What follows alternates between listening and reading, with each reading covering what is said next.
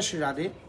गरुड़ पुराण के प्रेत कल्प में ऐसा वर्णन है कि मांसाहार करने वालों को इतना निकृष्ट और निंदनीय माना गया है कि देवताओं के धन हरण करना, यानी किसी मंदिर का चढ़ावा हो अथवा मंदिर की संपत्ति को चुराने का जो पाप लगता है, अथवा ब्राह्मण का धन हरण करने का जो फल है वो मांसाहार करने वाले को प्राप्त होता है। और कहते हैं कि मांसाहार करने वालों को पांडु रोग, पांडु कहते हैं पीलिया, जिसे इंग्लिश में जॉन्डिस कहते हैं। और आगे चरक संहिता में आचार्य सुश्रुत जी कह रहे हैं कि जो अधिक आवश्यकता से अधिक स्त्री संग करते हैं, आवश्यकता से अधिक नमक का सेवन करते हैं, खटाई का सेवन करते हैं और मांस का सेवन करते हैं, अथवा दिन में शयन करते हैं अर्थात दिन में सोते हैं, उनको 3 रोग मृत्यु से पहले होते हैं और मृत्यु के बाद भी यदि कोई अगला जन्म होता है, क्योंकि हम लोग तो पुनर्जन्म की अवधारणा में विश्वास करते हैं, तो उनको ये 3 बीमारियां होती हैं। कौन कौन सी? नंबर 1 यही जो अभी कहा पांडु रोग, और नंबर 2 गंडमाला, जिसे घेंगा कहते हैं, इंग्लिश में गोइटर कहते हैं, जो थायराइड ग्रंथि है जो बढ़ जाता है। आपने देखा होगा ये गले के पास, गर्दन के पास एकदम मोटा हो जाता है, सूजन हो जाता है, गांठ पड़ जाती है, उसको गोइटर कहा गया है, घेंगा रोग कहते हैं। तो एक तो ये दूसरी बीमारी, और तीसरा अपस्मार, अपस्मार कहते हैं मिर्गी, है ना, जिसको न्यूरोलॉजिकल डिसऑर्डर कहते हैं। अच्छा, जितने भी हमारे भाई बहन मांसाहारी हैं, जो मांस भक्षण करते हैं, आप अपनी बुद्धि से, विवेक से विचार करिए। मैं एक छोटा सा प्रश्न पूछता हूँ। हमारे सनातन धर्म में जब किसी की मृत्यु हो जाती है तो उसको दफनाने के लिए कहाँ ले जाते हैं? शमशान में। क्या कोई अपने घर के आंगन में, अपने घर के बगीचे में कोई दफनाता है? नहीं दफनाता है ना। इतना अपवित्र माना जाता है शव को, यानी मरने के बाद वो शव है, और शव के लिए एक निर्धारित स्थान है जो नगर से बाहर होता है, शमशान। और यदि हम इसी प्रकार पशु को मारकर, चाहे वो बकरा हो, चाहे वो मुर्गी हो, चाहे कोई अन्य पशु हो, किसी भी पशु को मारकर जब खाते हैं तो उस मरे हुए पशु के शव को खाकर क्या हम इस पेट को ही, जिसे देवताओं का मंदिर माना गया है, क्या इस पेट को शमशान घाट नहीं बनाते? विचार कीजिए। एक और बात, 84 लाख योनियां जब बनी तो परमात्मा ने प्रत्येक जीव को उसके स्वभाव के, उसके स्वरूप के आधार पर डिजाइन किया, इंस्टॉल किया। यानी प्रत्येक के भीतर जो इंद्रियों का इंस्टॉलेशन किया गया है वो उसके स्वभाव के अनुरूप किया। जैसे बंदर आप मांस तो नहीं खाएगा, वो घास भी नहीं खाता। बंदर खाता है फल। किसी शेर को आप घास दे दो, सिंह घास नहीं खाता, वो मांस खाता है, उसका स्वभाव वैसा बनाया। किंतु मनुष्य का प्राकृतिक स्वभाव क्या है? मनुष्य का प्राकृतिक स्वभाव है शाकाहारी, नेचुरल स्वभाव है हमारा। और शाकाहारी और मांसाहारी के मध्य में एक स्थूल अंतर बहुत है। आप देखेंगे जितने भी मांसाहारी प्राणी होंगे वो रात में देख सकते हैं, चाहे वो सिंह हो, चीता हो, बिल्ली हो, ये रात में देख सकते हैं, और उनके नेत्र गोल होते हैं। शाकाहारी जीवों के जो नेत्र होते हैं वो काजू के आकार का, यानी इस प्रकार, है ना। इसी प्रकार दंतावली जो होंगे वो बिल्कुल इस प्रकार सपाट, किंतु मांसाहारी के जो बिल्कुल तीक्ष्ण होते हैं और उनके जो जबड़े होते हैं वो मांस को चीरने फाड़ने योग्य भगवान ने बनाया, नेचुरल। अच्छा, आंतें भी आप देख लीजिए, शाकाहारी प्राणियों की जो आंतें बहुत लंबी होती है, उसको पचने में समय लगता है, कम से कम 8 से 10 घंटे का समय लगता है।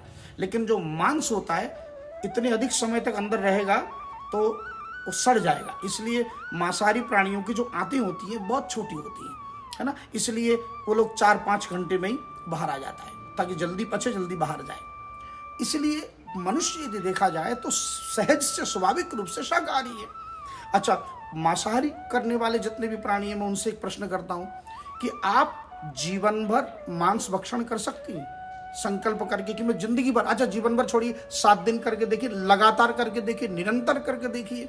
लेकिन हम शाकाहारी जीवन भर शाकाहार रहकर जीवन गुजार देते हैं, उनको मांस की आवश्यकता नहीं पड़ती। अब 7 दिन आप मांसाहार कैसे करोगे? जल पियोगे, जल भी शाकाहार में आता है। रक्तपान करो ना 7 दिन निरंतर, नहीं पी सकते।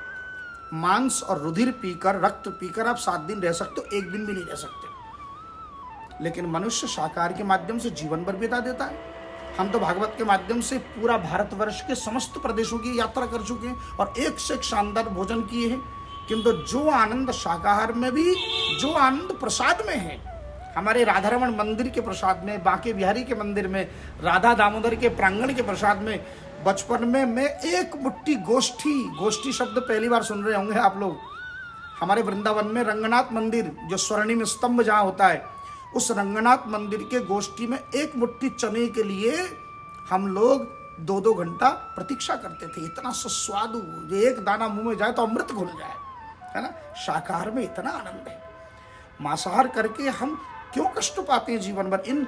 ये जो अभी अभी असाध्य रोग आपको बताए, ये सारे रोग शरीर में प्रविष्ट होते हैं जो मांसाहार करते हैं। तो बुद्धि और विवेक का। अच्छा एक बात बताइए, आप लोग घरों में कुत्ता भी पालते हैं, पशु पक्षी पालते हैं, तो कितने दया का प्रदर्शन करते हैं कि हम कितने दयालु हैं कि हम कुत्ते को पाल रहे हैं। एक और कुत्ता पाल के दया का सृजन कर रहे हैं, प्रदर्शन। दूसरी तरफ किसी बकरे को मारकर अथवा किसी पशु को खाकर आप ये संदेश भी दे रहे हैं कि भैया हम तुझे तभी तक करें जब तक तू हमारे काम का है, उसके बाद तुझे मार के खा जाएंगे। अच्छा, हम हिंदू सहज से पुनर्जन्म में हम लोग विश्वास करते हैं।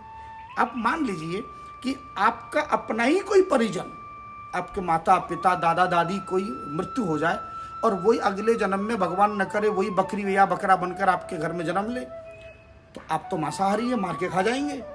तो आपका अपना परिजन भी जो सामने आया, आप तो किसी को नहीं छोड़ेंगे।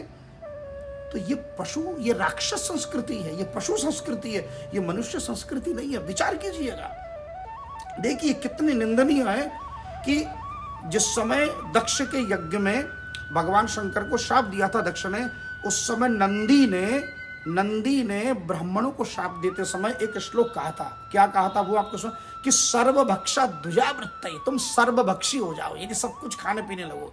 यानी कितना निंदनीय है सर्वभक्षा, कि ब्राह्मणों को कहा कि सर्वभक्षा द्विजावृत्तये धृत विद्या तपोव्रता, तुम्हारी तपस्या तुम्हारी विद्या केवल पेट भरने की रह जाए, और वित्त देहेन्द्रिया राम याचका विचरंती, तुम्हारी सारी विद्या केवल इंद्रियों की तृप्ति के लिए और केवल याचक वृत्ति करते हुए तुम मांगते रहे ना।